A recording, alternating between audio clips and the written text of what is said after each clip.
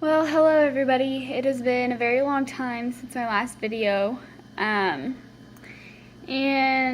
I don't have a whole lot of good news. I really don't have any good news, to be honest. Basically, what's been going on with my infertility is I'm still attempting to get my medical records over to the new doctor. So I think I'm on cycle day 32 right now. I did not ovulate at all, so I'm not going to start at any period of time. My hormones have been completely ridiculous and unpredictable because I'm not ovulating, so my body's just like going through random sporadic cycles of different hormones trying to ovulate. I have like sporadic periods of like fertile cervical mucus, and then it just like goes through the cycle multiple times, and it's just been really crazy and really rough. I started bleeding rectally again about 3 days ago.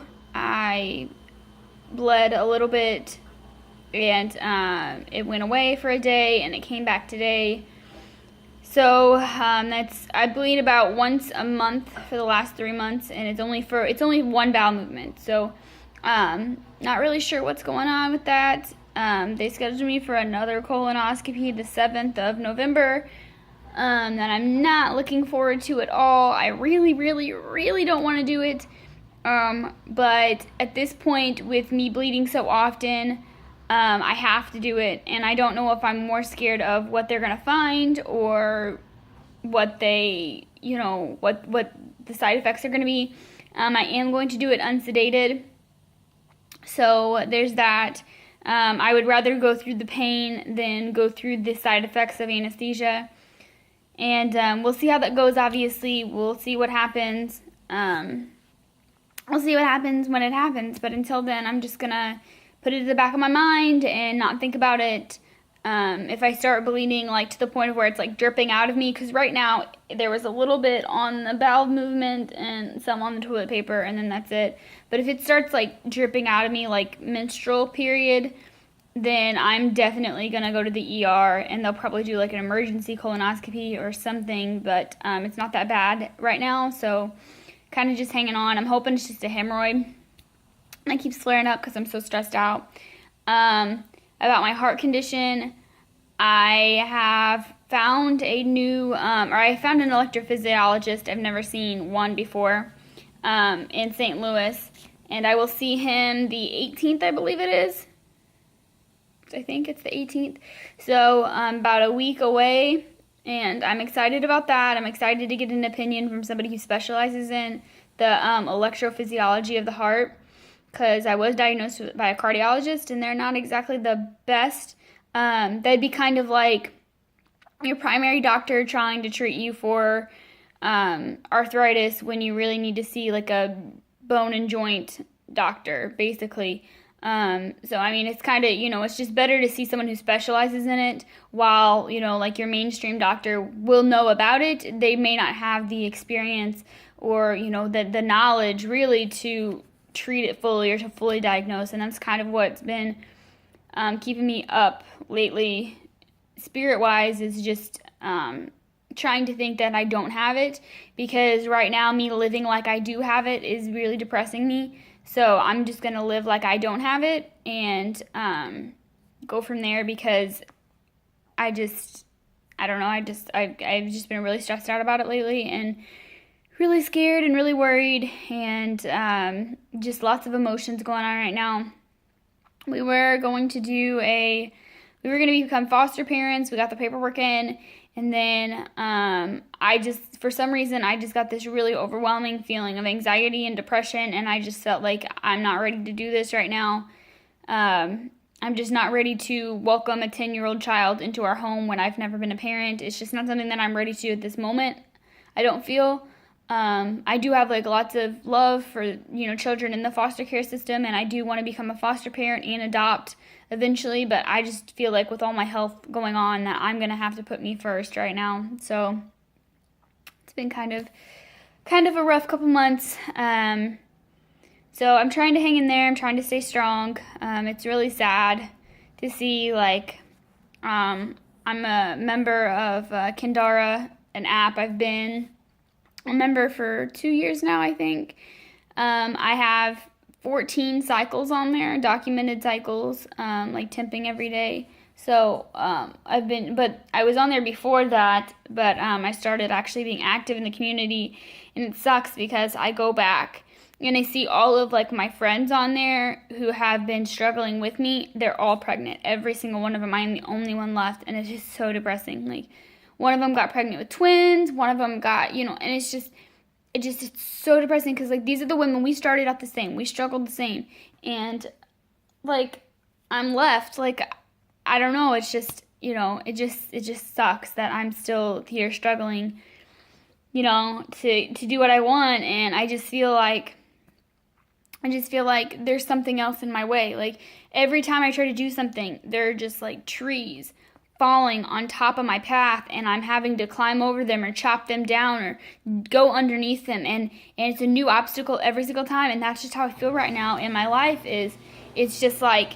I'm trying to do this thing, I'm trying to do, to move on with my life, and I just keep getting, like, dragged back down, and it's just really changed, like, my perspective on things. And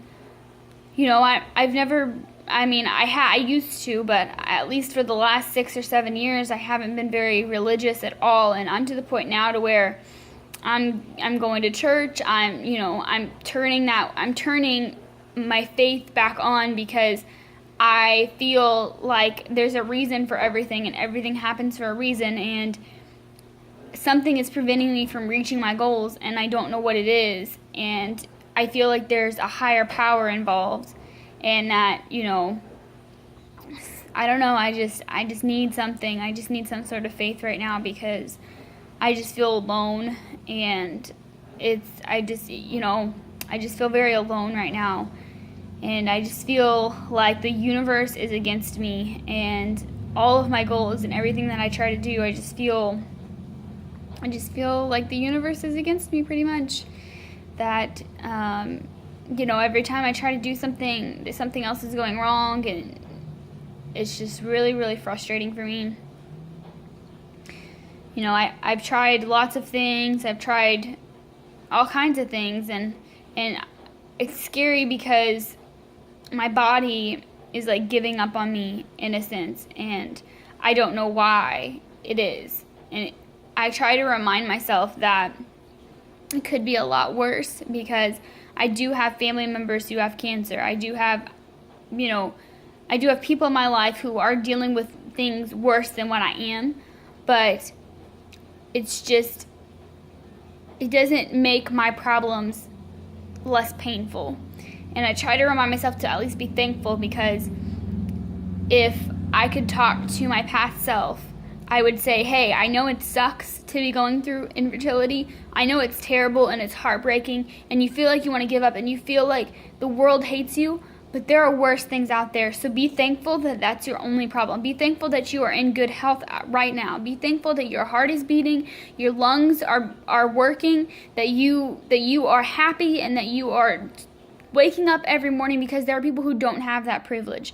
There are people who don't have that opportunity to say, I'm healthy today. They just don't. And it's crazy, because if you would have asked me 6 months ago what I would want more than anything in the world, what I would trade anything in the world for, it would be a child. And now if you ask me, I would tell you my health. And that's just the truth, is because I don't want anything else in the world. I don't want $1 million. I don't want $1 billion. I don't want a nice, beautiful villa on an island on my own.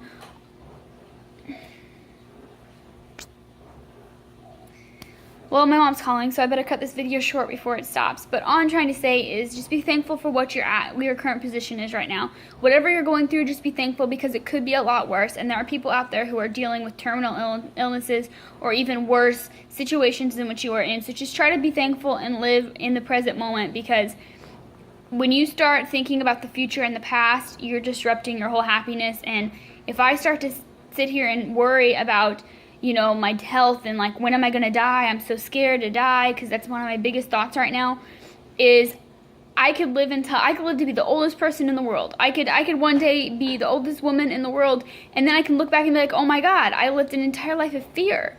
So I never really lived at all. So that's the biggest thing that I'm trying to get out of this is I can sit here in fear and still not live, but live a long time, or I can live every day to the fullest, and whatever happens, happens, and just know that it happens for a good reason. So trying to stay positive here. Have lots of stuff going on in my life that's making my life very difficult, but just trying to hang in there. I do have one more thing that I want to show you guys.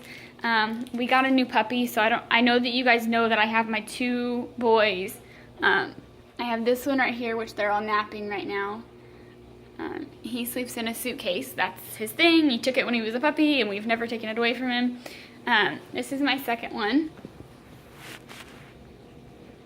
That is Zeke, and we got a new one, and we got a girl. Her name's Zara, and I know they're all Z's, and it does get confusing when you're trying to yell at one of them because you're like, zzz, because you don't know which name to say. And this is our third one.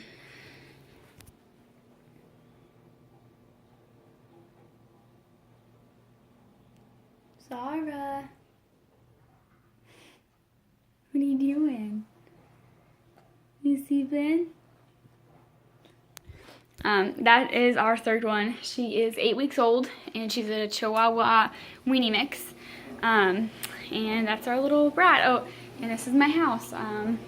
I abstract paint my house all the time, so that's fun.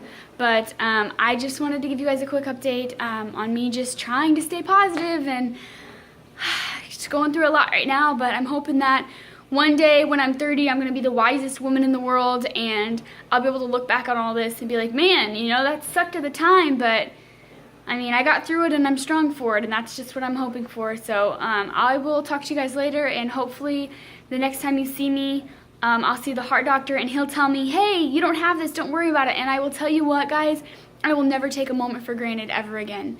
Ever again.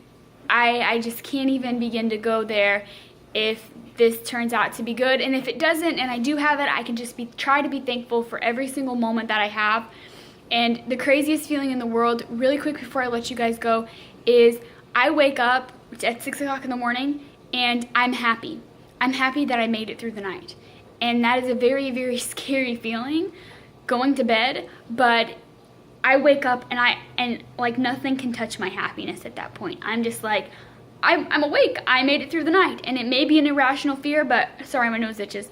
But, I mean, it's just amazing how one thing, you know, I remember the last day that I had before I knew about this heart condition. I went to the, I think I've told you guys this, but I went to the Evansville, Indiana Zoo with my sister. I picked her up, I actually picked her up from a bus stop. She went and visited one of her friends in New York.